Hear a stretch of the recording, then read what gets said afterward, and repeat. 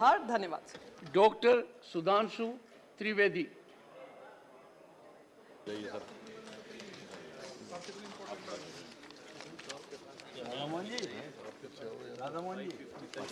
माननीय सभापति महोदय, आज हम सब लोग इस संसद में इस देश के 75 वर्ष लोकतंत्र के होने पर चर्चा करने के लिए एकत्र हैं।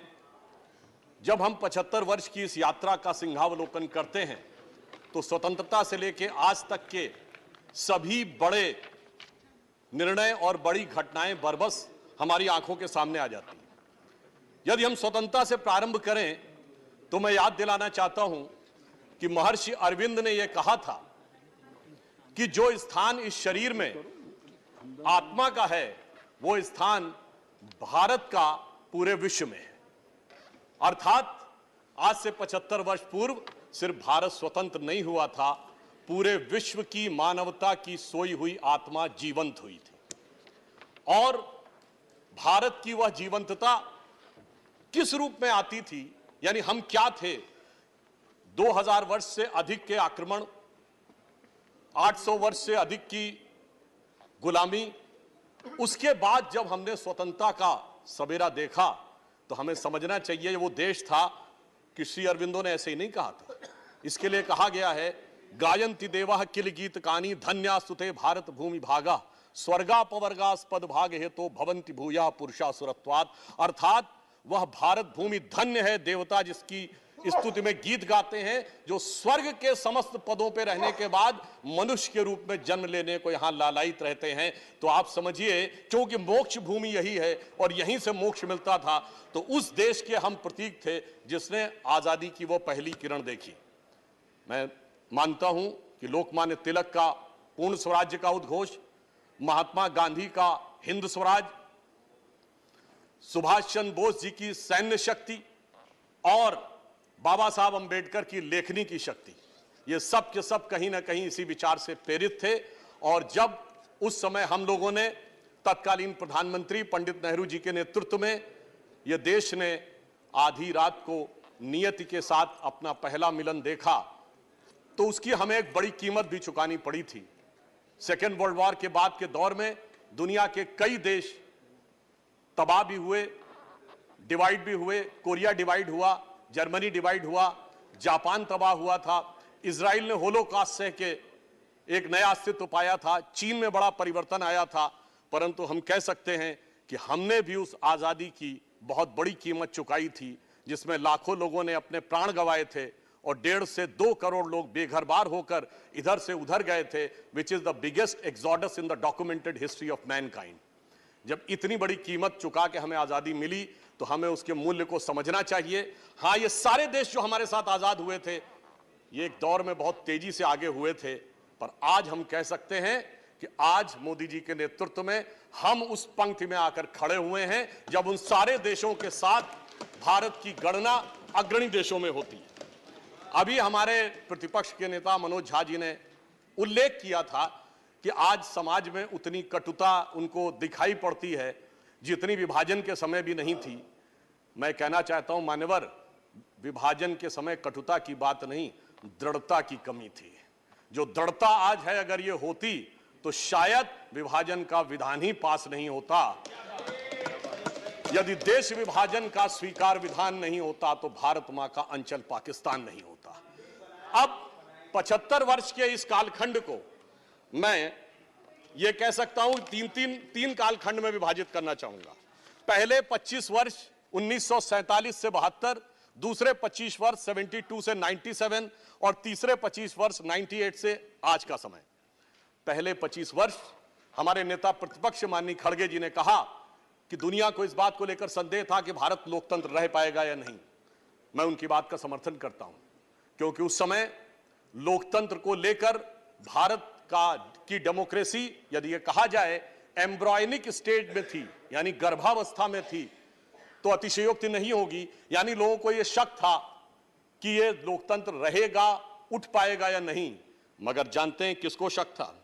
केवल उन्हीं को शक था जिन्हें भारत की परंपरा और भारत की व्यवस्था के बारे में नहीं था।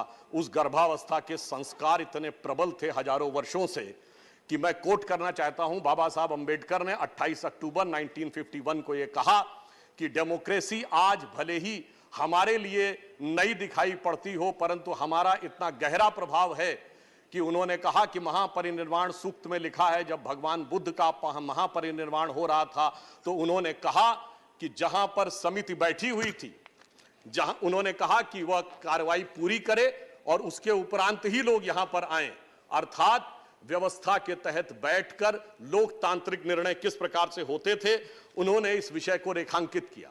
और नेता सदन पीयूष गोयल जी ने जब इस बात का उल्लेख किया था कि वैदिक काल में भी सभा और समिति थी, चोल साम्राज्य में हमारे कई प्रतिपक्षी लोगों ने बोला गांवों में समितियों का चयन जैसे वोट के द्वारा होता था, भगवान बासवन्ना के अनुभव मंडपम जिसमें 12वीं शताब्दी में बैठकर निर्णय होता था, वैशाली का वह गणराज्य जिसे दुनिया का पहला गणराज्य कहा जाता है, इतनी बड़ी परंपरा थी। इसीलिए सिर्फ उनको संदेह था जो भारत को भारत की दृष्टि से नहीं समझ पा रहे थे। जो भारत की दृष्टि से समझ पा रहे थे उन्हें पूरा यह यकीन था, जो माननीय प्रधानमंत्री जी ने कहा कि India is the mother of democracy. मगर मैं आगे बढ़ना चाहता हूं। लोग ये मानते हैं कि डेमोक्रेसी की शुरुआत, पॉलिटिकल डेमोक्रेसी सिर्फ हमारे यहां थी। ऐसा नहीं था। मैं उदाहरण देना चाहता हूं, दुनिया में जितनी भी सभ्यताएं और देश थी उनमें कहीं भी धार्मिक विषय पे, रिलीजियस विषय के ऊपर डेमोक्रेसी का कोई उल्लेख नहीं है, कोई डिस्कशन नहीं हो सकता। सिर्फ जो कहा गया उसे सुन लो, इसके अलावा कोई डिस्कशन का उल्लेख नहीं है। परंतु सिर्फ हमारे यहां था। वैदिक काल में शास्त्रार्थ होता था, एक ही धर्म ग्रंथ के एक हिस्से को लेकर एक द्वैत का मत है, एक अद्वैत का मत है, एक विशिष्टाद्वैत का मत है, और जो कहा गया कस्मै देवाय हविषा विधेम, यानी प्रश्न और उसके बाद निर्णय। तो मैं कह सकता हूं India is the mother of political democracy, but also the foundation head of religious and spiritual democracy in the world, which is not found anywhere in the world. और इसलिए मैं ये कहना चाहता हूं कि हमारे संविधान निर्माताओं ने इस भाव को भली भांति समझा। परंतु जब डेमोक्रेसी अपने प्रारंभिक कालखंड में थी 25 वर्ष के, तब उस समय यदि यह विचार किया जाए तो कहा जाता है कि सत्ता पक्ष के बहुत से लोगों ने बड़ा योगदान दिया। तो मैं ये भी याद दिलाना चाहता हूं हमने क्या योगदान दिया। प्रतिपक्ष के रूप में जब देश के सामने चुनौती आई तो हमने कभी इस बात की चिंता नहीं की कि हम प्रतिपक्ष में हैं या हमारे साथ क्या हुआ है। 1962 की चाइना वॉर हुई तो भारतीय जनसंघ के रूप में तत्कालीन प्रधानमंत्री पंडित नेहरू जी का जो हमने सहयोग और समर्थन किया, और जनसंघ ही नहीं, राष्ट्रीय स्वयंसेवक संघ ने इतना सहयोग किया कि गांधी नेहरू जी ने भूरी भूरी प्रशंसा की और 26 जनवरी 1963 को गणतंत्र दिवस परेड में बुलाया। 1965 वॉर में लाल बहादुर शास्त्री जी का जिस प्रकार से सहयोग किया, यह पूरी तरीके से ऑन रिकॉर्ड है कि उन्होंने ऑल पार्टी मीटिंग में जनसंघ के अध्यक्ष नहीं, गुरुजी को भी बुलाया था। यह पहले 25 वर्ष में आगे बढ़ते हुए जब हम 1972 के पास पहुंचे तो आप सभी बड़े गर्व से कहते हैं कि 71 की वॉर के समय अटल जी ने इंदिरा जी की भूरी भूरी प्रशंसा की थी। यह होता है विपक्ष के रूप में लोकतंत्र को मजबूत रखने के लिए एक सकारात्मक भूमिका निभाना, और कैसे उस प्रारंभिक अवस्था में हमने आगे किया। वैसे मैं ये भी कह दूं, वो अटल जी ने वो नहीं बोला था जिसके बारे में बहुत ज्यादा बोला जाता है, क्योंकि इंदिरा जी की ऑफिशियल जीवनी पुपुल जयकर जी ने लिखी थी और उन्होंने बहुत खोजा था, मगर वो चीज नहीं मिली थी जो कहा जाता। परंतु ये ईमानदारी की बात है कि वह प्रशंसा की थी और उसके द्वारा देश बढ़ता हुआ आगे तक पहुंचा। तो इसलिए मैं कह सकता हूं कि पहले कालखंड में विपक्ष के रूप में हमने डेमोक्रेसी को मजबूत करने में महत्वपूर्ण भूमिका निभाई। अगला कालखंड आता है 72 टू 97। इसे मैं कह सकता हूं कि this is the nascent stage of democracy, क्योंकि पहले कालखंड के 25 वर्ष में चुनाव होते थे, सरकार नहीं बदलती थी। तो सरकार नहीं बदलती थी तो लोकतंत्र का दूसरा स्वरूप नहीं आता था। अब 72 से 97 वाले कालखंड में सरकारें बदलनी शुरू हुई। लोकतंत्र ने इमरजेंसी का वह काला अध्याय देखा जो कि बहुत दर्दनाक और दुखद था। परंतु आज के इस अवसर पे मैं उसके डिटेल में न जाते हुए सिर्फ इतना कहना चाहूंगा कि भारत का लोकतंत्र इतना जीवंत था कि जेपी के नेतृत्व में हम लोगों ने वो आंदोलन खड़ा किया कि चाहे जितनी भी दमनकारी शक्ति थी, अंततः भारत में पहली बार केंद्र में सत्ता का परिवर्तन 1977 में हुआ। ये बदलाव आया और उसके बाद एक चीज और याद दिलाना चाहता हूं कि जब एक गठबंधन बना था सभी लोगों को मिलके, मगर बहुत जल्द ही वो गठबंधन कुछ छल में, कुछ प्रपंच में, कुछ अहम मान्यता में बिखर गया था 1979 में। तो मैं याद दिलाना चाहता हूं इस संसद ने वो भी देखा कि ये 24 दिन की सरकार बनी, प्रधानमंत्री जी सदन में नहीं आए, और उस समय अटल जी ने दुखी होकर एक कविता लिखी थी। आप सबने वो तो सुना होगा ना, गीत नया गाता हूं, पर उन्होंने लिखा था गीत नहीं गाता हूं। उन्होंने लिखा था उस समय की घटना से दुखी होकर कि लगी कुछ ऐसी नजर, बिखरा शीशे सा शहर, अपनों के मेले में मीत नहीं पाता हूं, गीत नहीं गाता हूं, गीत नहीं गाता हूं। आज मेला कई बार लग चुका है, पटना से लेके बेंगलुरु से लेके मुंबई तक, मेले में कौन किसका मीत है ये तो शायद अंदर बैठे वालों को ही पता होगा कि उन्हें मीत मिल पा रहा है या नहीं मिल पा रहा है। तो मैं कहता हूं कि अटल जी की यह बात हमें एकदम उचित और उपयुक्त नजर आती है। इसके बाद उस कालखंड में 1980 का दशक आया, जब इस देश ने एक ऐसा दौर भी देखा जब 1980 में श्रीमती इंदिरा गांधी जी की सत्ता में वापसी हुई, तो अभी हमारे प्रतिपक्ष के नेता और कई लोग कहते थे कि सरकारों को हटाया गया, विपक्ष की तमाम सरकारें केवल इस आधार पर बर्खास्त कर दी गई कि केंद्र में आपकी पार्टी चुनाव हार गई है तो राज्यों में आपको शासन करने का अधिकार नहीं रह गया है। मुझे लगता है कि इस आधार के ऊपर सरकार केंद्र में आई और उसने विपक्ष की सारी सरकारों को एक झटके में बर्खास्त कर दिया। यह भी लोकतंत्र के लिए एक चुनौती का दौर था। और 80 के दशक में दो सबसे शक्तिशाली सरकारें हम लोगों ने देखी, श्रीमती इंदिरा गांधी जी की 2/3 बहुमत की सरकार और राजीव गांधी जी की 80% बहुमत की सरकार। मगर इसी समय में देश ने बहुत बड़ी चुनौतियां, यह भी विडंबना थी कि सबसे शक्तिशाली बहुमत की सरकारों के दौर में आतंकवाद भी देश ने सबसे भयानक रूप में उठता हुआ देखा।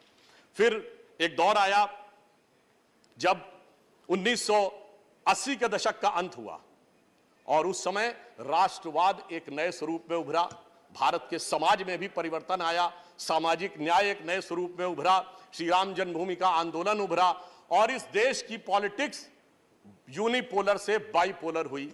जब 1991 में हम लोग मुख्य विपक्षी दल बने 120 सीटों के साथ, और उसी समय अर्थव्यवस्था का भी पुराना ढांचा टूटा। जो नेहरूवियन मॉडल था वो उस समय doctor Manmohan Singh finance minister थे और श्री पीवी नरसिम्हा राव जी प्रधानमंत्री थे, उन्होंने उसको समाप्त किया। और मुझे याद है, मैं तो बहुत बच्चा था उस समय, स्टूडेंट था, उस खुली अर्थव्यवस्था में भाषण देते हुए सदन में अटल जी ने बड़े चुटीले अंदाज में एक बात कही थी। उन्होंने कहा था कि अर्थव्यवस्था के दरवाजे खोल दिए गए हैं, कह दिया गया अब खुली अर्थव्यवस्था आ गई है। मगर उन्होंने कहा सभापति महोदय, जितने दरवाजे आगे के खोले गए उतने पीछे के दरवाजे भी खोल दिए गए। और फिर उन्होंने कहा कुछ तो ऐसे भी हैं जो पीछे के दरवाजे ही नहीं, रोशनदान से भी अंदर आने के लिए दरवाजे खोल दिए गए हैं। इस प्रकार से उन्होंने उस खुली अर्थव्यवस्था का समर्थन और उसकी विद्रूपता के ऊपर एक अटैक भी करने का कार्य किया। और फिर इस देश ने एक वो दौर भी देखा जब 13 दिन की सरकार बनी और उस 13 दिन की सरकार ने इस संसद के इतिहास में मील का पत्थर स्थापित कर दिया। जब संसद की सीधी कार्रवाई का प्रसारण हमने उस 13 दिन की सरकार में प्रारंभ किया तो लोकतंत्र में पारदर्शिता और संसदीय कार्य की पारदर्शिता में मील का पत्थर हमने 1996 में 13 दिन की सरकार में स्थापित किया।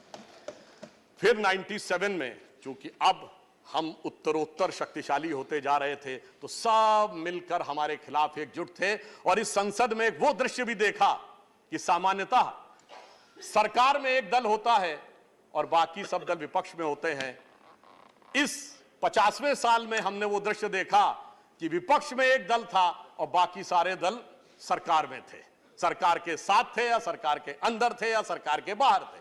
जिसमें आप सबको वह ध्यान होगा जो प्रमोद महाजन जी ने बोला था कि वो विदेश में गए और उनका परिचय हुआ चाइना में कि साहब हम सबसे बड़े दल हैं और हम सरकार से बाहर है, विपक्षी दल हैं। फिर उन्होंने कांग्रेस के सदस्य का परिचय कराया, दूसरे सबसे बड़े दल हैं मगर ये सरकार में नहीं है, समर्थन कर रहे हैं। फिर तीसरे व्यक्ति का परिचय कराया और कहा कि साहब ये सरकार के साथ है मगर मंत्री नहीं है, सरकार में नहीं है। और फिर उन्होंने कहा कि रमाकांत कलब जी थे, उन्होंने कहा जी ये एकमात्र सांसद हैं अपने दल के और ये सरकार है। तो मेरे विचार से संसद का यह स्वरूप भी उस समय हमने देखा। वैसे इस अवसर के ऊपर मैं कोई चुभती बात नहीं करना चाहता, पर यह भी याद है कि 97 में गुजराल जी की सरकार किस मामले पे गई थी। जैन कमीशन की रिपोर्ट, स्वर्गीय राजीव गांधी जी की दुखद हत्या और उसको लेकर कुछ लोगों के, पार्टियों के नेताओं के साथ संबंध को लेकर यूनाइटेड फ्रंट की सरकार गिराई गई थी और कहा गया था कि यह सरकार नहीं चल सकती यदि डीएमके के साथ समर्थन वापस नहीं लेते। परंतु कोई बात नहीं, आज 25 साल के बाद राजीव गांधी जी के प्रति श्रद्धा का ज्वार गठबंधन के खुमार में कहीं दब गया है और इसलिए अब परिस्थिति भिन्न है। अब मैं आता हूं इस कालखंड पे, 1998 से 2023, ये तीसरा कालखंड जो हमारा हुआ, इसकी शुरुआत हुई पोखरण के विस्फोट के साथ। भारत की शक्ति का उदय हुआ और भारत में एक अंतर मैं और स्पष्ट कर दूं, 1974 में भी इंदिरा जी ने परमाणु विस्फोट किया था और 98 दोनों में फंडामेंटल डिफरेंस यह था कि 1974 में हमारे घोषणा करने से पहले सोवियत यूनियन और अमेरिका दोनों ने घोषित कर दिया था कि भारत ने टेस्ट किया है। परंतु जब हमने 98 में किया तो जब अटल जी ने कहा था प्रेस कॉन्फ्रेंस करके, तब तक अमेरिका को भी नहीं पता था कि परमाणु विस्फोट हो गया है। और दूसरा, 98 में हमने 5 एक्सप्लोजन किए थे जिसमें हाइड्रोजन बम से लेके सब किलो टन तक के थे और अंतर यह था कि 74 में हमने कहा था कि हमने शांतिपूर्ण पर्पस के लिए किया है। 98 में हमने कहा now we are the nuclear state और हमने अपने को न्यूक्लियर स्टेट डिक्लेयर किया था। फिर इसी सदन में एक और भी चीज हुई जो सभापति महोदय, कभी कभी क्या होता है, टेक्निकलिटी और मॉरलिटी के बीच की धारा बहुत छोटी होती है। अप्रैल 1999 में एक वोट से सरकार गिरी और वो एक वोट किसका था? उस समय श्री गिरधर गोमांग जो कि उड़ीसा के मुख्यमंत्री बन चुके थे, तो टेक्निकली तो वो संसद के में वोट कर सकते थे, पर मैंने कहा ना, टेक्निकलिटी और मॉरलिटी के बीच की जो धारा होती है वो बहुत हल्की होती है। खैर कोई बात नहीं, एक वोट से सरकार गिरी, परंतु उसके बाद पुनः हम लोग आए पुनः हम लोग सत्ता में आए और उसके बाद 2004 का दौर आया। 2004 में हम 7 सीटों के अंतर से चूक गए, परंतु मैं यह भी कहना चाहूंगा उस दौर में भी डॉक्टर मनमोहन सिंह जब प्रधानमंत्री बने तो मैं एक बात कहना चाहूंगा, आज बहुत सारे विदेश के अखबारों संस्थानों को लोग कोट करते हैं, कई विदेशी अखबारों ने और कई अंतरराष्ट्रीय बुद्धिजीवियों ने, जिसमें भारत के भी थे, नोबेल पुरस्कार विजेता भी थे, उन्होंने 2004 में कहा था एक बात कि India is a marvel of democracy, क्योंकि उन्होंने कहा a leader of the ruling party who is a Christian lady is asking a Muslim president to appoint a Sikh as prime minister of the country when 80% are Hindus. That's why India is a marvel of democracy और मैं कह सकता हूं यही crux of democracy है। ये मूल भाव है जिसकी वजह से यहां सबको समान रूप से रहने का मौका मिलता है और आगे चलने का मौका मिलता है। आगे के 10 वर्षों के ऊपर मैं इस समय में बहुत टिप्पणी नहीं करना चाहूंगा, क्योंकि मेरे विचार से इशारों को अगर समझो राज को राज रहने दो, वो सबको यह बात पता है कि उस कालखंड में क्या हुआ। अब मैं आता हूं 2014 पे। जब 2014 में 16 मई 2014 को श्री नरेंद्र मोदी जी के नेतृत्व में हमें स्पष्ट बहुमत मिला, तो उस समय परिस्थिति यह थी कि मैं याद दिलाना चाहता हूं 18 मई 2014 लंदन के संडे गार्डियन ने अपने आर्टिकल में लिखा, सिर्फ पहली लाइन बोलूंगा, आगे का नहीं बोलता हूं। उन्होंने कहा this is the India second tourist with destiny. यह नियति के साथ दूसरा मिलन था, क्योंकि पहली बार एक ऐसे दल को सत्ता मिली थी जिसका उत्पत्ति विचार स्वतंत्र भारत में हुआ और पहली बार किसी गैर कांग्रेसी दल को स्पष्ट बहुमत मिला। परंतु यह सरकार सिर्फ सरकार बदलने के लिए नहीं थी, यह विचार बदलने के लिए थी और इसीलिए मोदी जी ने प्रधानमंत्री बनने के बाद वो कुछ ऐसे विषय उठाए जो कहा गया नॉन पॉलिटिकल है। जैसे उन्होंने कहा स्वच्छ भारत अभियान, बेटी बचाओ बेटी पढ़ाओ का विषय कहा, परंतु यह विचार बदलने के लिए था। आज आप देखिए हमारे आप में से किसी के भी हाथ में कोई पैकेट और रैपर होता, जैसे पहले कोई आसानी से लोग फेंक दिया करते थे, अब ऐसा नहीं होता। और अगर उन्होंने बेटी बचाओ बेटी पढ़ाओ कहा तो नवजात शिशुओं के लिंग अनुपात में भारी परिवर्तन दर्ज किया गया है और इस साल पहली बार ऐसा हुआ है नवजात शिशुओं में लड़कियों की संख्या अधिक आई है। यानी यह इतना बड़ा परिवर्तन आया। और अभी उदारता की बात कर रहे थे हमारे खड़गे जी, तो मैं याद दिलाना चाहता हूं कि इसी दरमियान स्टैंडिंग कमेटीज की जब बात होती है तो जो बिल आए हैं 2014 के बाद सरकार की तरफ से, तो उसमें 46 बिल्स आए हैं, जिसमें 14 स्टैंडिंग कमेटी को और 23 सेलेक्ट कमेटीज को गए हैं। यानी 46 में 37, 80% बिल पार्लियामेंट्री कमेटीज को गए हैं। यह फैक्ट भी हमें ध्यान रखने की आवश्यकता है। और इसी के साथ मैं एक और बात भी कहना चाहता हूं। उन्होंने कहा था थोड़ा बड़ा हृदय होना चाहिए, तो याद करिए मोदी जी का पहला भाषण 2014 में जब उन्होंने क्या कहा कि हम तो समाज के सबसे गरीब व्यक्ति की तरफ नजर रखते हैं, क्योंकि हम दीनदयाल जी के अंत्योदय से प्रेरित हैं। और आगे उन्होंने कहा महात्मा गांधी हो, लोहिया जी हो या दीनदयाल जी हो, सभी का विचार इसी भाव से प्रेरित था। हमने इसकी कोई चिंता नहीं की कि कौन हमारी पार्टी का है, कौन हमारी पार्टी का नहीं। और विशाल हृदय तो इतना दिखाया कि सरदार पटेल की दुनिया की सबसे विशाल मूर्ति बनाकर दिखाई। हमें इस बात से कोई प्रभाव नहीं पड़ता कि उनके कालखंड में भले ही आरएसएस पे बैन लगा हो, परंतु जिसने देश के लिए इतना ऊंचा काम किया उसका मुकाम भी उतना ऊंचा होना चाहिए। फिर मैं ये भी याद दिलाना चाहता हूं, मोदी जी के ही कालखंड में सिर्फ इतना ही नहीं हुआ, हमने श्री अटल बिहारी वाजपेयी जी को ही भारत रत्न नहीं दिया, प्रणब मुखर्जी जी को भी भारत रत्न दिया। हमने तरुण गोगोई जी को भी पद्म भूषण दिया, एससी जमीर जी को भी पद्म भूषण दिया। मुझे लगता है शायद इससे ज्यादा उदारता, बगैर इस बात की चिंता किए हुए कि कौन हमारी पार्टी का है, कौन हमारी पार्टी का नहीं है, भारत के इतिहास में यह देखने को नहीं मिलता है जो उदाहरण उन्होंने दिया। हां, यह जरूर कह सकते हैं कि बहुत से ऐसे लोग, उनको इसमें भी उदारता न नजर आई हो जो बाबा साहब का बहुत उल्लेख करते हैं, और बाबा साहब को भारत रत्न देने में इतना लंबा समय लग गया था, उनके कालखंड में नहीं मिला था। हमारी जब सरकार आई तो अटल जी की सरकार के समय में जहां उन्होंने अंतिम सांस ली थी, उस अलीपुर रोड बंगले को सरकार ने लेकर उसको स्मारक बनाया। मोदी जी ने मुंबई में और लंदन तक जाके जिस मकान में डॉक्टर बाबा साहब अंबेडकर रहे थे, भारत सरकार ने उसको लेकर उसे स्मारक बनाने का काम किया और 26 नवंबर को संविधान दिवस के रूप में उसको स्थापित किया। तो यह दर्शाता है कि हमने सभी के प्रति, जिसने इस देश के लिए जो योगदान दिया, उन सब के प्रति हमने ईमानदारी से और पूरी दृढ़ता के साथ इन 75 वर्षों में यह करने का प्रयास किया है। और एक और बड़ा परिवर्तन आया। देखिए, जब इस देश के प्रथम प्रधानमंत्री पंडित जवाहरलाल नेहरू जी बने, परंतु वो ईश्वर की कृपा से एक समृद्ध परिवार से आते थे।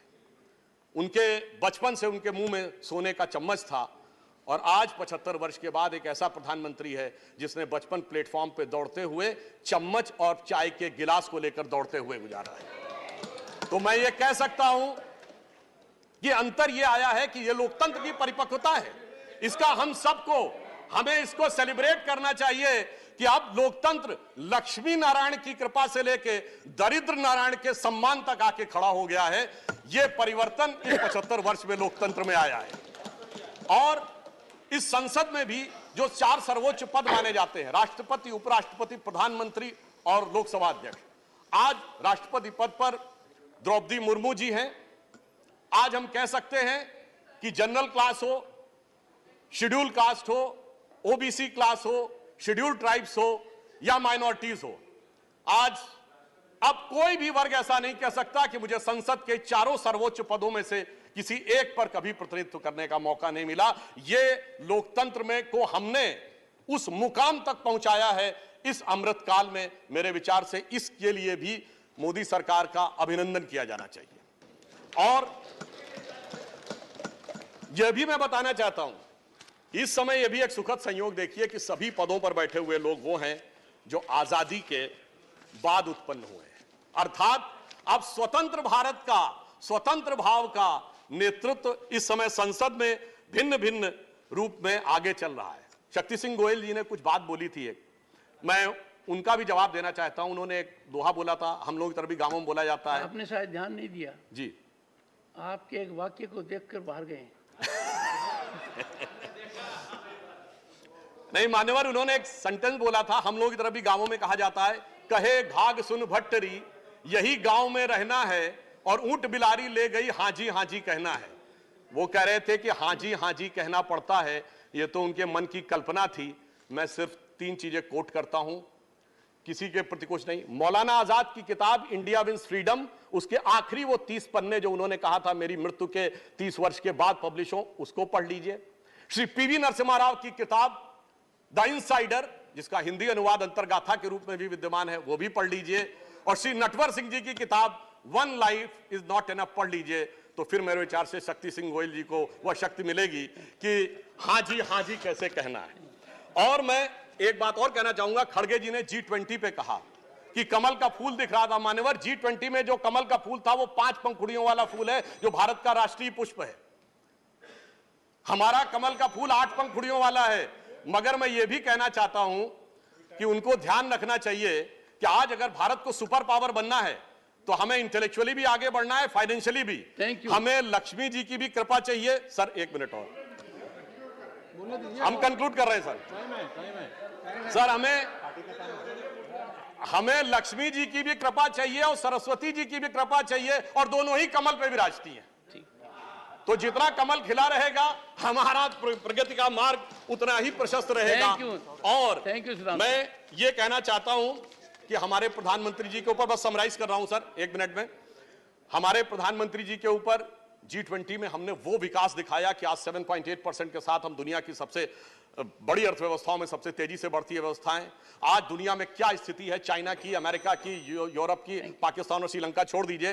तो मैं सिर्फ एक लाइन कहना चाहूंगा मोदी जी के लिए, और सर एक लाइन उसके बाद और आपसे मैं मोदी जी के लिए जो आप लोगों के मन में भाव आता है, तो मैं कहना चाहता हूं कि इस विपरीत परिस्थिति में जैसे देश को चलाया है, हमें इल्जाम मत दीजिए, बहुत अफसोस होता है। हमें इल्जाम मत दीजिए, बहुत अफसोस होता है। बड़ी तरकीब से कश्ती यहां तक लेके आए हैं, बदल देते हैं हम दरिया की लहरें अपनी हिम्मत से, आंधियों में भी चिराग अक्सर हमने जलाए। और अंत में सर 1 मिनट, अंत में मैं अटल जी की उस पंक्ति से समाप्त करता हूं। आप सबसे आह्वान करता हूं, नई संसद में जा रहे हैं तो वो जो उनकी पंक्ति थी कि आओ मिलकर दिया जलाएं, तो मैं ये कहना चाहता हूं, आहुति बाकी यज्ञ अधूरा, अपनों के विघ्नों ने घेरा। अपने लोग ही कुछ विघ्न उत्पन्न कर रहे हैं, कोई बात नहीं। आहुति बाकी यज्ञ अधूरा, अपनों के विघ्नों ने घेरा, अंतिम जय का वज्र बनाने नव दधीच हड्डियां गलाएं, आओ मिलकर दिया जलाएं। और यज्ञ का धुआं उन सारे वायरस को नष्ट करे जिसमें डेंगू भी है, मलेरिया भी है, कोरोना भी है, HIV भी है, जो मन में बैठा उस वायरस को नष्ट करे और एक भारत श्रेष्ठ भारत का मार्ग प्रशस्त करे।